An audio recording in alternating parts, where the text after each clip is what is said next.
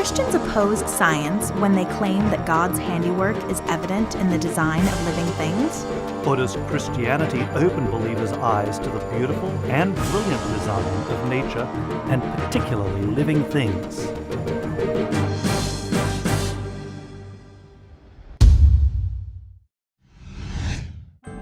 The Earth teems with exquisite organisms.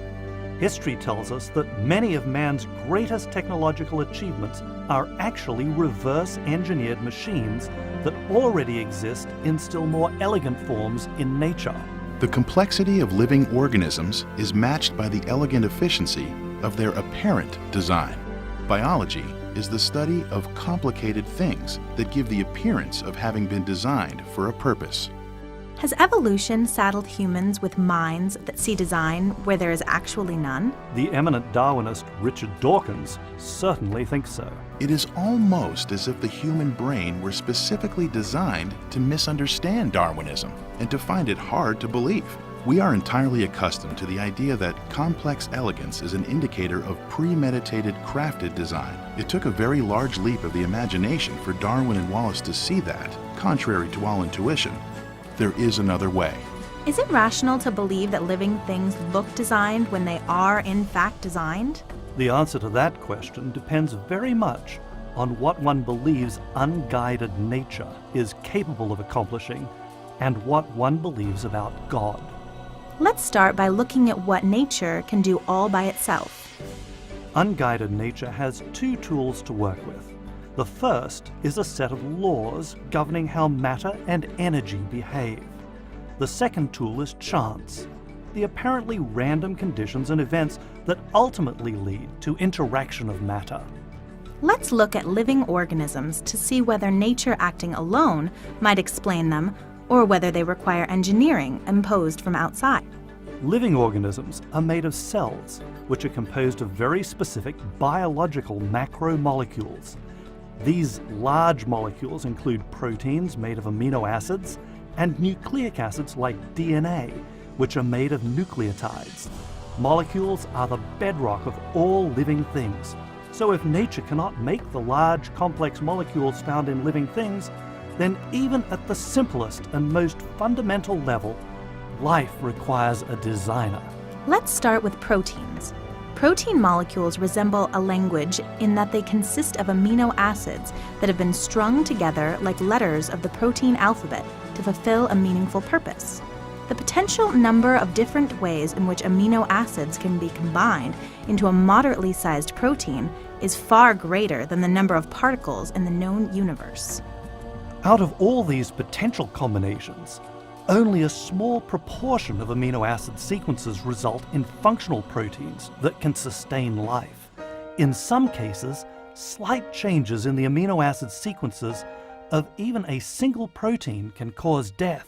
Before the first living thing, only chance and chemical laws, but not natural selection, would be available to arrange amino acids. Even then, with life absent, we have direct empirical evidence that amino acids do not spontaneously join together into proteins under natural conditions. If outside of living things, amino acids don't polymerize into proteins, how can they do it inside living things? It's not that the chemistry inside living things is magical and different.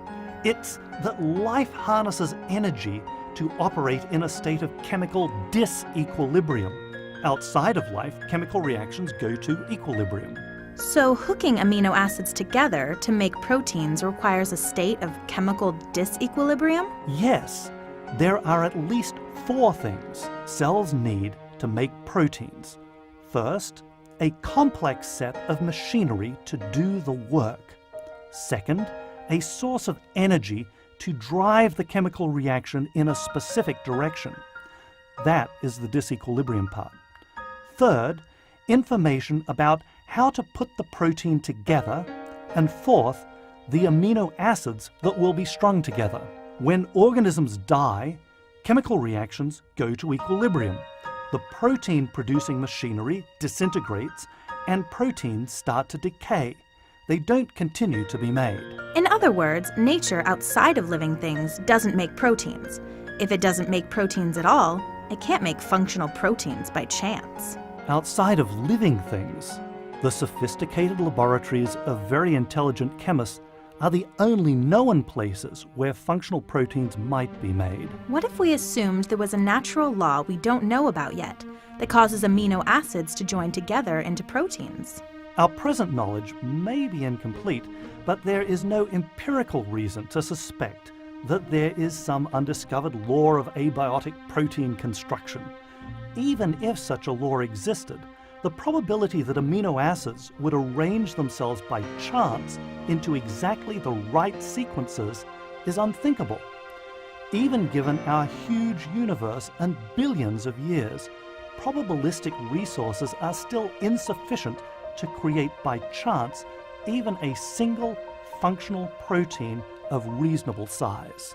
So, if chance doesn't get the job done, what about natural laws? If you have a universe with life-friendly natural laws, could they account for life? Outside of life, natural chemical laws drive the disintegration of proteins, nucleic acids, and other large molecules essential for life. They don't cause their production. Natural law is sufficient to destroy proteins, but not sufficient to produce them abiotically. So, natural processes are commonly observed to cause the death of living organisms, but have never been observed to cause life to arise abiotically. By definition, laws do the same thing over and over again. Laws keep planets revolving around the sun and hold together the chemical bonds within biological molecules. But laws are not the right tools for joining amino acids together in long, complex, and highly specified sequences to make the thousands of distinct functional proteins found in organisms. So, without life, there would be no proteins, and the same is probably true of other biological macromolecules. But what about once you have life? Could chance, coupled with the law of natural selection, account for some of the proteins found in organisms? A protein called endothelin-1 will work well to illustrate why chance and natural selection are the wrong tools to make novel proteins, while design, if you're willing to allow it, makes sense. Inside our bodies, endothelin-1 acts like a key that fits into lock-like protein receptors that then signal for blood vessels to constrict. Why is that important? If all blood vessels were wide open, there would not be enough blood to fill them. Endothelin-1 works with other mechanisms to ensure blood doesn't just flow down into your legs when you stand up. By keeping many of the blood vessels in the lower part of your body and legs constricted, blood stays in the upper part of your body. So, it prevents us from fainting from lack of blood to our brain each time we stand up. Yes, but there's a lot more. Endothelin-1 also constricts blood vessels when we experience major trauma, like being shot or in a car accident. Constricting blood vessels near wounds slows down bleeding, giving time for blood clotting to stop the flow before we bleed to death. The importance of endothelin-1 should now be obvious, but there are other things in which it plays a role. For example, it helps to kill cancers by constricting blood vessels leading to tumors, thus starving them to death. So endothelin-1 is designed to allow us to live normal lives without fainting every time we stand up, helps us survive injuries, and helps control cancer. It certainly is a powerful molecule. It does have powerful effects, but remember that endothelin-1 is part of a much larger system. For example, if there were no receptor molecules for it to fit into like a key, endothelin-1 would be useless. Also, and this is very important, if it caused blood vessels to constrict, cutting off blood at the wrong place or at the wrong time, severe damage could result. It would really be a problem if it cut off the blood supply to my brain. Let's look at endothelin-1 to see if it might be the product of nature acting alone using only chance and laws. If it is short and you have a random protein generator, then maybe endothelin-1 could be made by randomly joining together amino acids. That's right. And endothelin-1 is in fact very short, only 21 amino acids long. That is a very short protein. Most proteins are hundreds of amino acids long. It seems that a 21 amino acid long protein might just evolve by random combinations of amino acids. to get the exact sequence of amino acids in endothelin 1 would be 1 chance in 20 raised to the 21st power, or about 1 chance in 2.1 octillion. That would be 1 over 21 followed by 26 zeros. Perhaps it's not so likely. A lot would depend on how big your random protein generator is. Also, it may be possible for variations on the sequence to still work, so that would increase the probability considerably. A Darwinist might argue that once you have living things, they act as random protein generators because of random mutations in the DNA that codes for proteins, and with lots of living things and a very long time, you could very well get a short protein like endothelin 1. But don't most proteins start out longer and get processed into shorter proteins as part of their production process? That's right. In the case of endothelin 1, it starts out as a 212 amino acid long protein called pre-pro-endothelin 1. A 212 amino acid protein is probably too long to be made by chance, even with billions of years and millions upon millions of organisms experiencing mutations. Probably. And the much longer pre-pro-endothelin 1 is full of important functional elements. For example, there are built-in signals for making the protein in the right location in the cell. Other signals act like postal zip codes to move the protein through the cell, package it up, and export it across the cell's outer membrane. And there must be signals for removing these extra parts of the protein. My favorite part is a safety catch that prevents endothelin 1 from causing blood vessels to constrict in the wrong place once it has been released from the cells that made it. It looks as if the pre-pro-endothelin 1 protein has lots of information coded into it. But where does the information for making pre-pro-endothelin 1 come from? That information is encoded in DNA in chromosomes. In the case of human endothelin 1, the information is encoded in DNA that is part of chromosome 6. This information is copied to RNA by the molecular equivalent of a DNA photocopier called RNA polymerase. And then the information from the DNA that is now copied onto RNA is translated into endothelin 1 by the complex molecular machinery cells use to hook together amino acids. The parts of that machinery are made of both proteins and RNA themselves.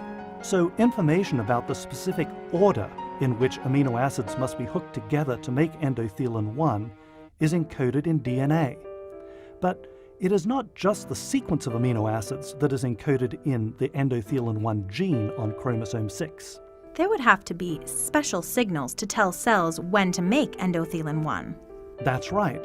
You don't want endothelin 1 in the wrong place or at the wrong time. Remember that it has powerful effects that could kill or injure you. One way cells control endothelin 1 is encoded into RNA copies of DNA-encoded information. So production of RNA copies is controlled by signals encoded in DNA. When information for making endothelin 1 is copied onto RNA, part of that information includes instructions about how many endothelin 1 protein molecules to make using each RNA copy. At the end of the endothelin 1 RNA is a signal that says to destroy the RNA after the cell's protein-making machinery has read it one time. So each RNA copy is read only once to make one endothelin 1 protein. If the information in the RNA copy was not destroyed, it could be used over and over again to make many endothelin 1 proteins, but that might be dangerous. The RNA message is like self-destructing classified information. What is really amazing is how integrated the whole system is, and how much information is involved in making a tiny 21 amino acid long protein like endothelin 1. The information for producing endothelin 1 stretches for about 8,000 nucleotide DNA letters. There's obviously lots of information in DNA, but where does the information in DNA come from? Doesn't information come from the minds of authors, scientists, engineers, and other intelligent people? Christians believe the information in living things ultimately came from the mind of God. For example, the Apostle John said, "You are worthy, our Lord and God, to receive glory and honor and power, For you created all things, and by your will they were created and have their being. Let's take a closer look at how information is encoded. Crystals show that nature can make repetitive patterns using laws. But the same thing repeated over and over again does not encode much information. Yes, a crystal is like a 1,000-page book that only contains one short word like the or and, repeated hundreds of thousands of times.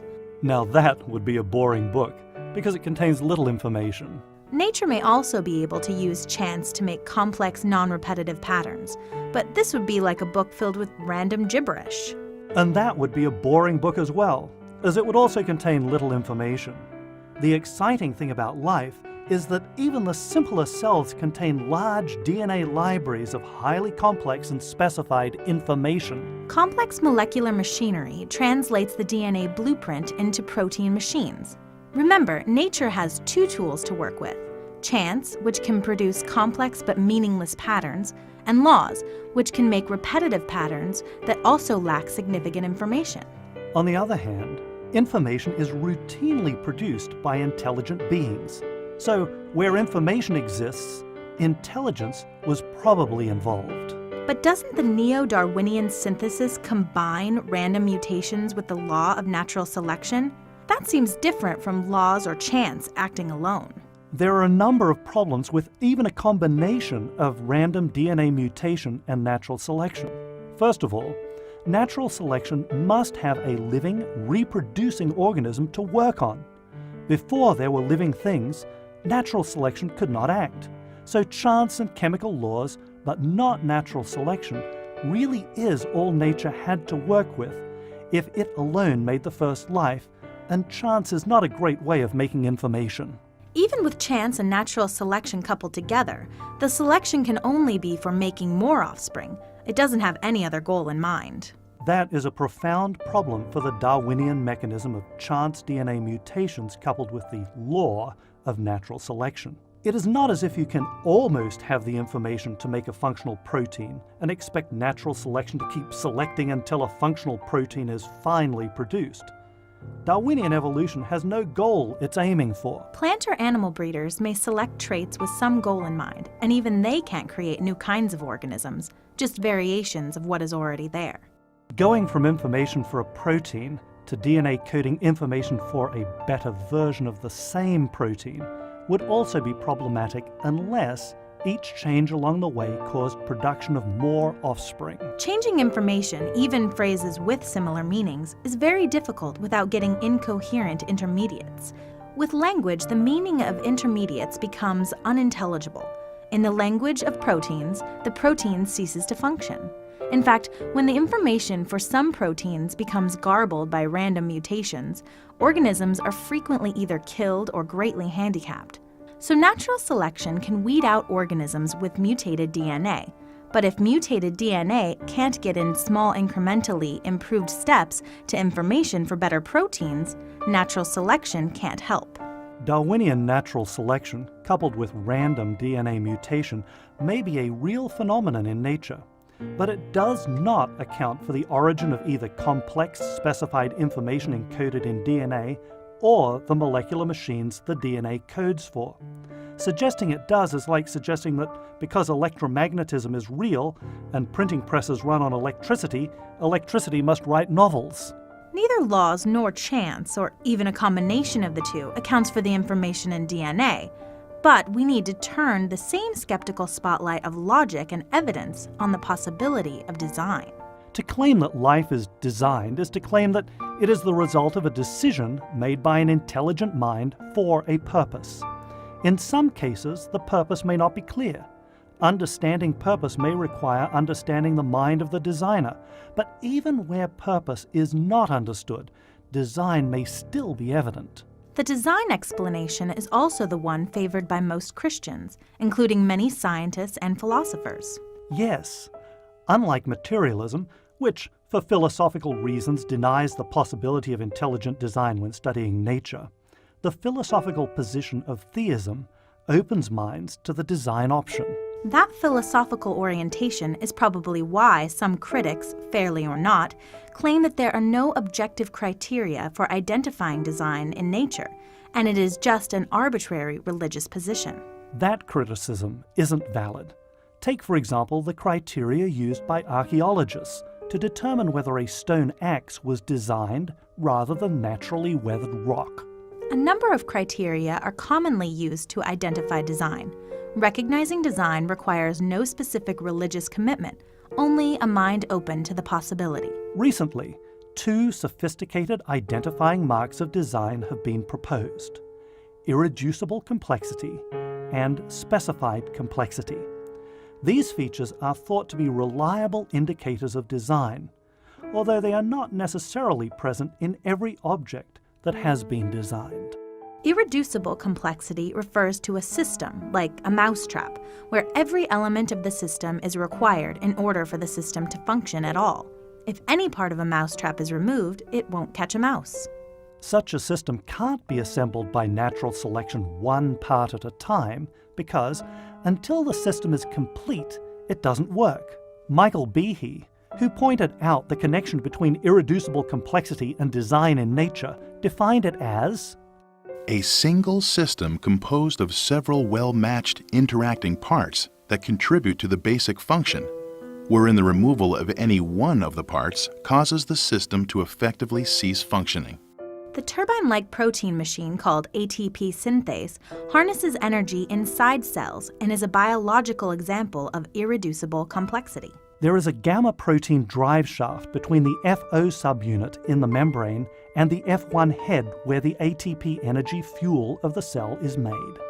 Without the drive shaft, the entire complex mechanism is essentially a boondoggle that does nothing at best and at worst may cause problems. Natural selection won't create the other parts before the drive shaft because each component part has no purpose until the drive shaft is in place. And the drive shaft is also pointless without the other components. ATP synthase, like many other molecular machines, does not reasonably look like the product of chance. It also does not look as if its components could have been shaped by natural selection before this fully functional molecular machine existed in the first place. If it could be demonstrated that any complex organ existed, which could not possibly have been formed by numerous successive slight modifications, my theory would absolutely break down. So irreducibly complex molecular machines that could not evolve via numerous small steps show that Darwinian evolution fails at the molecular level. What about specified complexity? How does this idea expose problems with Darwin's theory of evolution and support the idea of design in nature? Specified complexity describes things that are unlikely due to their complexity and yet fit patterns that they are not required to fit by some set of laws. For example, William Dembski has pointed out that a random sequence of letters may be improbable, but it is just gibberish. On the other hand, a sonnet by William Shakespeare is both complex and specified. Shall I compare thee to a summer's day? Thou art more lovely and more temperate. Rough winds do shake the darling buds of May, and summer's lease hath all too short a date. Yes, that is an excellent example of specified complexity, and we know that Shakespeare was a genius. If it took a genius to write Shakespeare's sonnets, then imagine what it must have taken to write the complex and specified information in DNA describing how to construct the poetry of a flower bud or the mind of a Shakespeare. Chance is ineffective at creating complex and specified things, although it may create a complex mess. Information is created by intelligent minds, not by mindless physical processes. William Dembski described how design can be recognized most of the time by using a conceptual filter which lays out the common sense thinking process rational people routinely use to differentiate design from laws and chance. It reflects the process already illustrated with endothelin 1. When determining if an object or event is intelligently designed, the first question is whether or not it is a product of natural laws. That would be things that happen in the same way all the time, like hydrogen combining with oxygen to make water or gravity holding planets in their orbits. If it's not a product of laws, then we ask if it might be the product of chance. Like flipping a coin and getting 3 heads in a row. There's a fair chance of doing that, so if someone did it, getting the 3 heads would be reasonably attributed to chance. Finally, we ask if it is complex, which means very unlikely, while at the same time also being specified. If it is both complex and specified, we conclude that it is intelligently designed. Most people are familiar with probability and complexity, but specification seems more subtle. The cylinders and pistons in an internal combustion engine are an example of specification. The iron from which these engine parts are formed may be molded into almost any conceivable shape, but they just happen to fit together in such a way that engines work. There is no natural law that causes iron to form cylinders or pistons, or dictates that they should fit to a tolerance of several nanometers. They fit together because they were designed to do so by intelligent engineers with the goal of making an engine. The information in DNA, coding for endothelin 1, is specified because it spells out exactly where, when, and how to make endothelin 1. Just as iron can be formed into any shape, the nucleotide letters of the DNA language can be arranged as gibberish or to encode any kind of information. The DNA encoded information for making endothelin 1 is just right for making a protein that fits like a key into receptor molecules. That seems even more specified than the pistons and cylinders in an engine. Since both chance and natural law are inadequate as explanations for endothelin 1 or ATP synthase, just as they don't explain the thousands of other proteins in a typical cell, they clearly do not explain how living things came to be. While natural laws and chance are out, design, supported by abundant specified complexity found in living things, remains a rational explanation for life. Much of nature exhibits characteristics of intelligent design, whether informally stated as apparent purpose or more formally stated as specification and small probability. George Gaylord Simpson, one of the fathers of neo-Darwinism, wrote, This appearance of purposefulness is pervasive in nature, in the general structure of animals and plants, in the mechanisms of their various organs, and in the give and take of their relationships with each other. Accounting for this apparent purposefulness is a basic problem for any system of philosophy or of science. Intelligent design explains the apparent purposefulness in life. The more nature is studied, the more marvels are revealed, and the more evident its brilliant design becomes. The Christian worldview, with its Creator God, allows a genuinely rational appreciation of the beauty in nature and the Creator who gave this gift to all living things. Viewed from space, our Earth looks both exquisite and vulnerable. From this perspective, we can't help but wonder how God interacts with this beautiful blue planet and the rest of nature. if there is a Creator God, what kind of relationship does He have with His creation?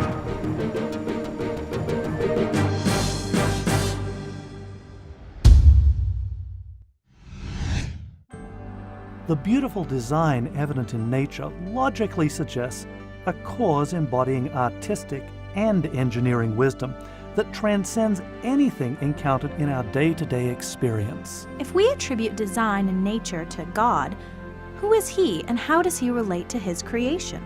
The Bible depicts God as the creator and sustainer of nature, but still separate and outside of it. Other ideas about God, or gods abound.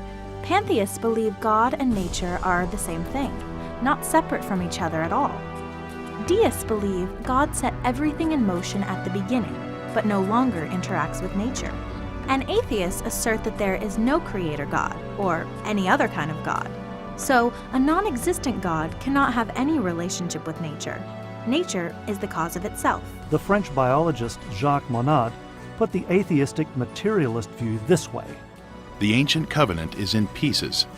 Man knows at last that he is alone in the universe's unfeeling immensity, out of which he emerged only by chance.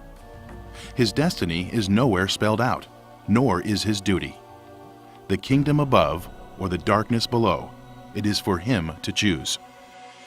The atheist view may liberate humans from accountability to God, but it presumes the existence of nature without explanation. It further presumes that once you have it, nature alone is capable of creating the universe and life. Deism has the advantage of a god to create nature, but then makes the same assumption as atheism, that without God's further intervention, nature has the capacity to create life. Deism and pantheism put a kind of magic into nature, gifting it with the capacity to create life. Atheism is more clear-cut, as it forbids any supernatural magic at all. Invoking magic may be scientifically unsatisfying, but the atheistic view faces an even more challenging set of empirical and philosophical challenges. Imagine trying to infer the origin of living things if intelligent causes like God are forbidden. Defining living things as natural and nature as originating in natural causes sounds like circular reasoning. It also begs the question if we want to use science to verify whether nature or an intelligent creator actually created our universe and us. Constraining science to natural explanations for natural phenomena only gives one possible answer. Dry stone walls, which are found all over the world, illustrate the problem. These walls are built out of uncemented stones, held together by gravity and other natural laws. The walls operate by natural laws, but the activity of intelligent stonemasons explains their origin. If dry stone walls were defined as natural, and only natural explanations are allowed, there would be no way of ever concluding that dry stone walls were the product of intelligently directed efforts of human beings. In the same way, restricting science to naturalistic explanations, as materialistic atheism does, creates a reasonable expectation that it will attribute properties to nature that nature in reality lacks. The only way science can determine whether or not dry stone walls are the product of natural forces or an intelligent agent is by first abandoning naturalistic preconceptions about what may have caused the walls, and allowing the possibility that intelligent beings played a role in their production.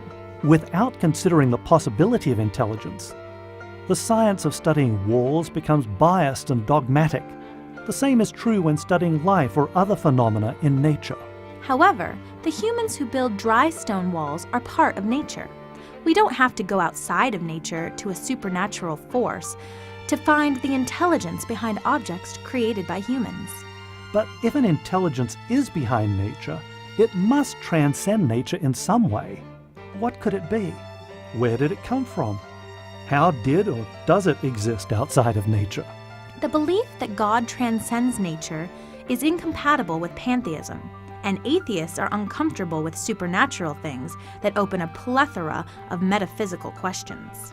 Who designed the designer is one of the most common objections to the inference that nature looks designed because it actually is intelligently designed. Where does the design end? It's a very short trip from science to metaphysics when looking at questions of origins.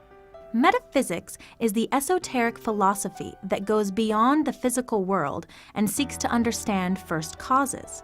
Can metaphysical objections outweigh empirical observation of design in nature? That seems to put the theory before the data. And yet, some people believe metaphysical objections really do outweigh empirical observations. Others believe that it is reasonable to address metaphysical questions with both empirical observations and metaphysical answers. That is why the Christian eternal creator God who transcends nature makes so much sense. Within nature, everything has a beginning and thus requires a cause. An eternal God outside of nature is not subject to the same requirement. The Christian God is a metaphysical answer that accounts for the observation of design in nature. Design in nature is not explained without some eternal cause that involves intelligence. An eternal universe or energy or quantum fluctuation or any other eternal principle lacking intelligence does not explain nature.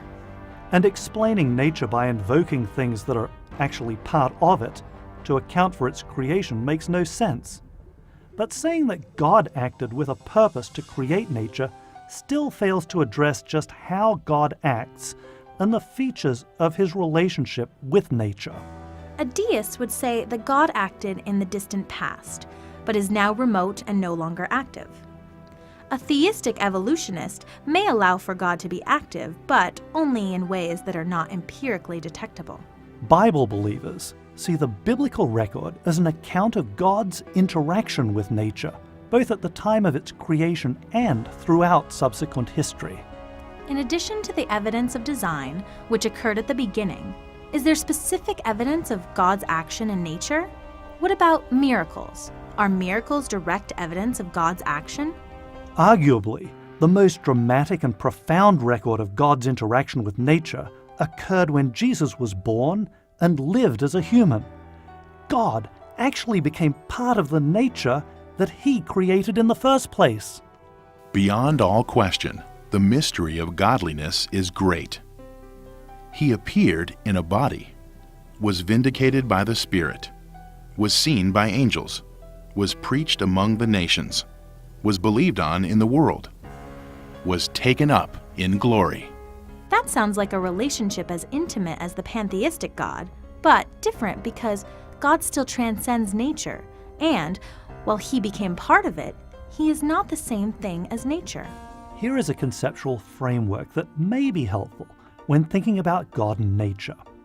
It appears that God interacts with nature in 4 distinct ways. First, like a mason laying stones in a dry stone wall, He acts directly as a primary cause in nature. Second, He acts indirectly as a secondary cause using other aspects of nature like a hammer and chisel to achieve His purposes. Third, He acts continuously, holding nature together with unchanging laws. And fourth, He acts intermittently. These 4 types of interactions also act together with each other. So God acts with continuous primary activity, intermittent primary activity, continuous secondary activity, and intermittent secondary activity. Let's explore what all this actually means. The difference between God acting directly as primary cause in nature and God acting indirectly as a secondary cause can be illustrated by comparing 2 different actions that result in bowling pins being knocked down. If I knock the bowling pins down with my foot, that would be a direct or primary action. If I knocked them down with a bowling ball, the pins would still be knocked down, but it would be the ball that knocked them down, not my foot directly. Although the end result would be the same, and I would still be the agent behind the pins falling, it would be a secondary, not a primary action. We've also said that God acts continuously or intermittently. God acts continuously to sustain the existence of the universe. The sun is the radiance of God's glory and the exact representation of His being, sustaining all things by His powerful word. After He had provided purification for sins, He sat down at the right hand of the Majesty in heaven. God continuously sustains the existence of the universe. His continuous primary actions are so consistent and reliable that we recognize the patterns of His action as laws. Does that mean then that God is responsible for everything that happens? No, God sustains the atoms from which we are made, but He gives us the ability to make choices. For example, God's continuous activity sustains the atoms that make up our shoes, but He does not decide for us which shoe we should put on first. Natural laws are observed regularities in effect throughout the universe. They include fundamental forces like gravity, nuclear forces, and the electromagnetic force. These laws also include the values of the physical constants, such as the masses of the elementary particles, the speed of light, Planck's constant, and others. The number of known general laws of nature on which the entire universe operates is surprisingly small. Scientists study natural laws to predict what will happen in a given set of circumstances. In this way, the practice of science is actually based on the consistency of God's continuous primary action. If God were to stop acting in this consistent manner, the universe would become chaotic or even cease to exist. In addition to acting continuously, God also acts intermittently. Human beings act as voluntary agents to do something special from time to time, a gift or a special act of kindness. God also acts as a voluntary agent in special ways. God's intermittent primary action may cause events that are perceived as supernatural miracles. Miracles are events that could not have been predicted from the preceding state of matter, and which could not have occurred except for the action of an intelligent agent. Supernatural events are normally consistent with the general laws of nature, although in theory exceptions could occur. For example, if God created through a process like the Big Bang, we don't know of any laws that would apply to the process. On the other hand, there is no reason to suppose that God had to break physical laws to create wine from water, raise the dead, or calm the stormy sea. Science may have a difficult time analyzing supernatural events, since one cannot observe how God does miracles, only that He does them. A third classification of how God acts in nature is God's continuous secondary activity. Weather systems, for example, follow the general laws of nature. However, the specific state of weather itself may not be directly manipulated by God. He ordinarily causes the weather through secondary or indirect rather than primary or direct means. Weather systems can be compared to machines that operate on consistent principles, without continuous external guidance. They reveal the localized effects of general laws. God may also act intermittently through secondary causation. He often answers prayer this way. For example, a needy family who prays for help may find a package on their doorstep. The package could have been put there by an individual who was impressed to do so. If this was the case, God acted directly on someone, using that person as a secondary cause in answering another person's prayer. Certain biblical miracles also seem to have involved God's intermittent secondary actions. Examples might include using wind to deliver quails to the Hebrews in the wilderness, using hornets to drive away Israel's enemies, and the payment of temple tax for Peter and Jesus by a coin in the mouth of a fish. However, in each case, the secondary process was probably initiated by primary divine activity. God caused wind to blow, hornets to swarm, and a coin to be in the mouth of the fish. When God set the sequence of events in motion may be a mystery, but some kind of primary action seems reasonable. Because of this, a miracle may involve both secondary and primary activity. Science can't predict miracles, but after they occur, it may have some success in analyzing events involving intermittent secondary causation. However, dogmatic denial of the possibility of divine activity may blind scientists to even the possibility of miracles. As already discussed, for metaphysical reasons, some deny the possibility of divine activity in the creation. Some support this position by claiming that the universe is not perfectly designed, so it can't have been created by a divine miracle. Lucretius, back before the time of Christ, argued, The nature of the universe confirms it cannot have been created for us by divine power. It has so many faults. In more contemporary times, Stephen Jay Gould picks up the same argument. Imperfection carries the day for evolution. What kind of imperfections prompted these arguments? Gould believed the thumb of giant pandas to be an example of imperfection. While it works perfectly well for pandas as they manipulate the bamboo they eat, it is made from different wrist bones than human thumbs. Gould argued that the panda's thumb is jury-rigged, thus not designed for the job it does, and God would not have done it that way. But deciding whether something is badly designed or just cobbled together seems to require an understanding of what the designer had in mind. What if God just wanted a little variety in the way thumbs are made? How do we know the panda's thumb does not work better for its purposes than the kind of thumb we have? Logically, an imperfect design does not mean something was not designed. The real questions are, what were the intentions of the designer, and how well were those intentions realized? Christians observe all the good design in nature, along with the evidence of God's goodness and love exemplified in the life of Jesus Christ. From this they infer that God must be good, and that the rebellion of sin really does have horrifying consequences for the whole of creation. What about people's aching backs, or the fact that lots of us have to have our wisdom teeth removed? Those look like designs that could be improved upon.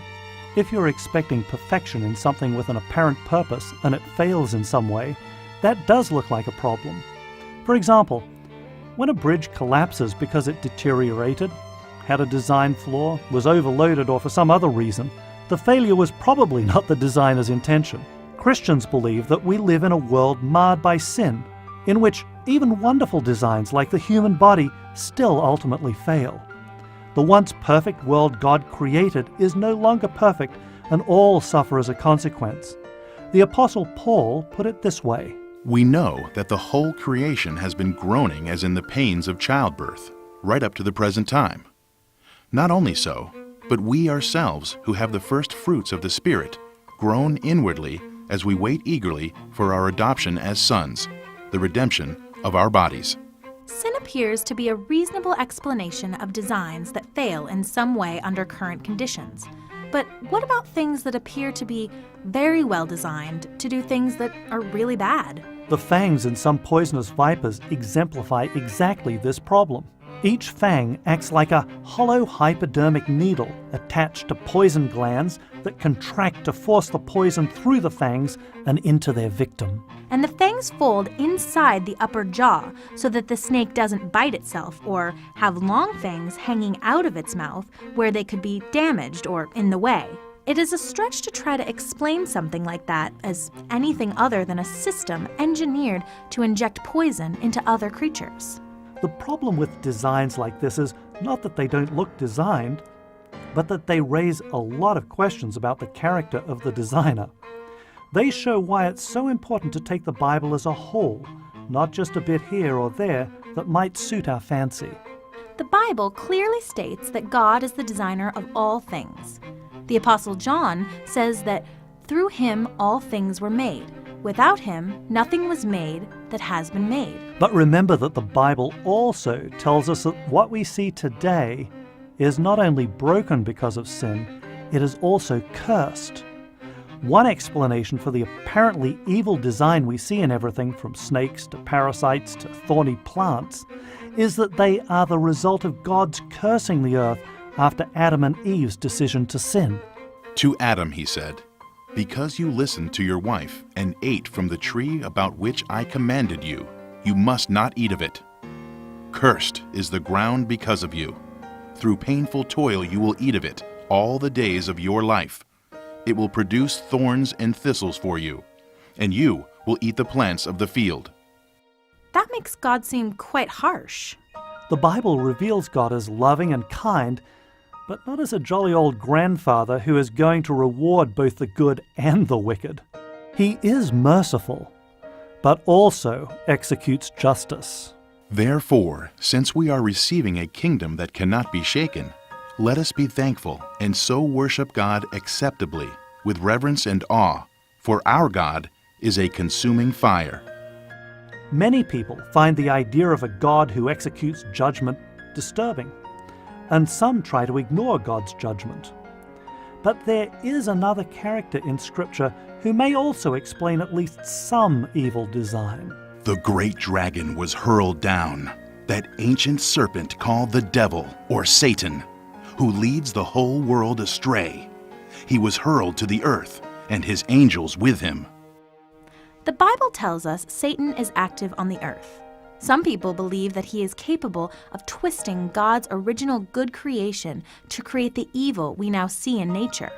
A lot depends on how much creativity you're willing to attribute to the devil. Even judging whether something in nature is evil or not is very dependent on one's ideas about God. Without God, good and evil are not objective realities. Things just are the way they are. A good God, like the Christian creator God, does not by himself explain the presence of evil design in nature. Whether one believes evil design is the result of God's curse or the devil's handiwork, the Bible provides a clear framework in which a good God can exist while evil also exists. Let's move from the devil, curses, and the depressing consequences of sin back to our discussion of God's relationship to nature. There seem to be two different questions about God's interaction with nature. The first has to do with how nature, including life, came to be. The second has to do with the role God currently plays in nature. While God may interact with nature today via direct, indirect, continuous, and intermittent activity, the creation of nature, and specifically life, was clearly a case of direct, intermittent activity. When studying God's activities in nature, it's important to distinguish between questions of origins and questions of operation. Origins are one-time events, called singularities, while operations occur continuously.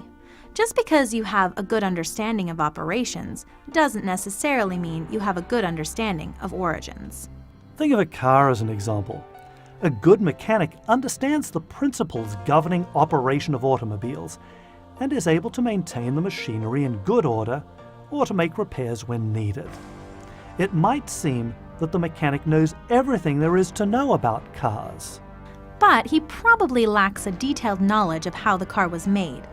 He may never have been to a car manufacturing factory, and even if he had, he would most likely still be unfamiliar with the financial transactions necessary to underwrite the costs of engineering the car, the management needed to coordinate contracts with parts suppliers, or the engineering principles used when programming robots to weld the car body together. For these and any number of other reasons, we would be right to be skeptical of any mechanic who claimed that manufacturing a car does not require any processes he has not observed, or use any principles that are unknown to him. Scientists are a little bit like the mechanic. They can observe many physical processes operating in the universe, but none of them have ever seen the origin of a universe or life. The consistent day-to-day operation of nature, studied using experimental science, may not explain the origin of life. In fact, there are compelling indications that it does not. That's why it's useful to consider questions about origins as a separate category from questions about the operation of nature.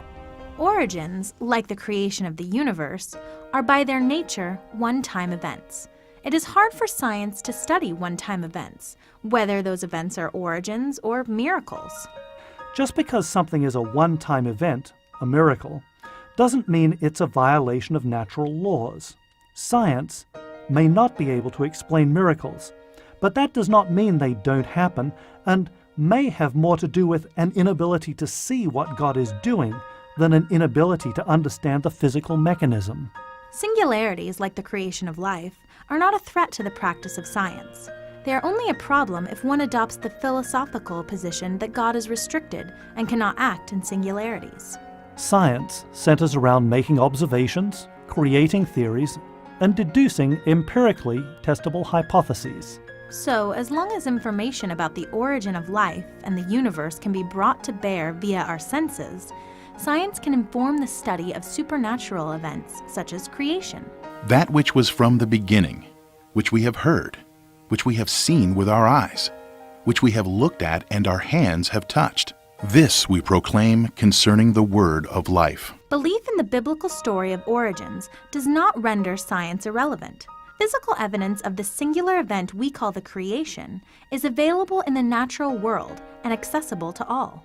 A creationist will approach the entire realm of experimental science in much the same way as any other scientist, with one major exception. Scientists who believe in the Christian God will not automatically rule out the possibility of supernatural forces at work in the universe. Because of this greater philosophical openness, Bible-believing scientists are able to celebrate evidence of design that other scientists must struggle to explain.